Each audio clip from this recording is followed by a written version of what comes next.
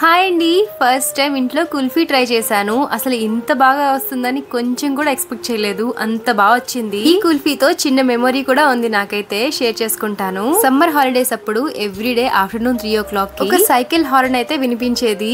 ఆ horn sound వింటే చాలు ప్రాణం లేచొచ్చేది. అంత ఇష్టం అన్నమాట కుల్ఫీ అంటే. ఇప్పుడంటే కుల్ఫీ ప్రాసెస్ అయితే తెలుసు గానీ ఇంతవరకు ఎప్పుడు డేర్ చేయలేదు. ఫస్ట్ టైం చేస్తున్నా, చాలా బాగా వచ్చింది. అసలు కుల్ఫీ ప్రాసెస్ ఏంటంటే జీడిపప్పు తీసుకోవాలి, దానికి సగం అన్నమాట బాదం తీసుకొని సోక్ చేసుకోవాలి ఒక 2 hours. ఇప్పుడు ఒక పాన్ లో కొంచెం ఘీ వేసుకొని కొన్ని జీడిపప్పు కొన్ని బాదంలు డ్రై ఫ్రై చేసుకోండి. సోక్ చేసిన కాదు, ఇది వేరేగా తీసుకోవాలి. తర్వాత కొన్ని ఇలైచీలు లోన సీడ్స్ మాత్రమే వేసుకోవాలి.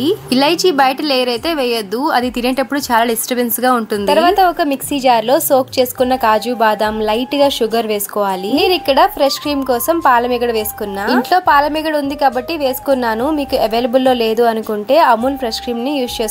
తర్వాత ఒక కప్పు వరకు మిల్క్ పౌడర్ వేసుకున్నా. మిల్క్ పౌడర్ ఇష్టం లేని వాళ్ళు స్కిప్ చేసేయచ్చు. తర్వాత ఇందాక వలిచి పెట్టుకున్న ఇలైచీలు కూడా వేసి సాఫ్ట్ గా గ్రైండ్ చేసుకోవాలి. కన్సిస్టెన్సీ ఇలా ఉంటే సరిపోతుంది. మరీ థిక్ గా అనిపిస్తే కొంచెం మిల్క్ వేసుకొని గ్రైండ్ చేసుకోండి. స్వీట్నెస్ చెక్ చేశాను, నాకైతే అప్పుడే కుల్ఫీ టేస్ట్ వచ్చేసింది. ఇందాక ఘీలో ఫ్రై చేసుకున్న కాజు బాదం ఒక గ్లాస్ లో అయితే వేసుకున్నాను, ఇలా క్రష్ చేసుకోవడానికి ఈజీగా ఉంటుందని. తర్వాత అదే పాన్ లో మిల్క్ బాయిల్ చేసుకోవాలి. 1/2 లీటర్ చొప్పున 2 ప్యాకెట్స్ అయితే తీసుకున్నాను. 1 లీటర్ పాలు. ఈ మిల్క్ ఎంతలా మరగాలి అంటే తీసుకున్న 1 లీటర్ మినిమం 1/2 లీటర్ అయిపోవాలి. ఇలా థిక్ గా మిగడ కడుతుంది అంటే కుల్ఫీకి పాలు రెడీ అయిపోయినట్టు. ఇలా మరుగుతున్నప్పుడు మనం ఆల్రెడీ గ్రైండ్ చేసి పెట్టుకున్న కాజు బాదం పేస్ట్ వేసుకోవాలి. ఇలా మొత్తం కలిసేలా మిక్స్ చేసుకోవాలి. స్టవ్ సిమ్ లో పెట్టుకొని నెమ్మదిగా మిక్స్ చేసుకోవాలి. ఇది కొంచెం టైం టేకింగ్ ప్రాసెస్ అయినా రిజల్ట్ మాత్రం చాలా బాగుంటుంది. ఇప్పుడు ఒక బౌల్ లో ఒక 1/2 స్పూన్ కార్న్ ఫ్లోర్ తీసుకున్నాను. కొంచెం మిల్క్ వేసి మిక్స్ చేసుకున్నాను. ఫస్ట్ అయితే కార్న్ ఫ్లోర్ ని స్కిప్ చేద్దాం అనుకున్నా, బట్ ఆ కన్సిస్టెన్సీ వస్తుందో లేదో అని భయపడి మళ్ళీ 1/2 స్పూన్ అయితే వేసుకున్నాను. చూడండి ఎంత చక్కగా మిక్స్ అయిపోయిందో. మంచి క్రీమీ స్ట్రక్చర్ అయితే వచ్చింది. ఇలా ఆల్మోస్ట్ కుక్ అయిన తర్వాత మిక్స్ చేసుకున్న కార్న్ ఫ్లోర్ ని కూడా వేసుకోవాలి. కార్న్ ఫ్లోర్ వేసాక ఉండలు కట్టే ఛాన్సెస్ అయితే ఎక్కువగా ఉంటుంది, అందుకని ఫాస్ట్ గా కలుపుకోవాలి. ఒక 2 minutes మిక్స్ చేసుకుంటే చాలు, మన కుల్ఫీ బ్యాటర్ అయితే రెడీ అయిపోతుంది. నాకైతే ఈ స్మెల్ అయితే చాలా బాగా నచ్చేసింది. మంచి స్వీట్ స్మెల్ వస్తుంది. ఇందాక మీరు అబ్జర్వ్ చేశారా, షుగర్ చాలా తక్కువగా వేసాను, ఎందుకంటే ఈ కండెన్స్డ్ మిల్క్ వేసుకుందామని. ఈ కండెన్స్డ్ మిల్క్ వేసిన వెంటనే స్టవ్ అయితే ఆఫ్ చేసుకోవాలి. కొంతమంది అయితే కుంకుమ పువ్వు, అదేనండి కేసర్ అంటారు కదా, అదైతే వేసుకుంటారు. ప్రెసెంట్ అయితే నా దగ్గర అది లేదు. స్టవ్ ఆఫ్ చేశాక కూడా కొంచెం చల్లారేంత వరకు అప్పుడప్పుడు ఇలా మిక్స్ చేసుకుంటూ ఉండాలి. ఆల్మోస్ట్ చల్లారాక ఇందాక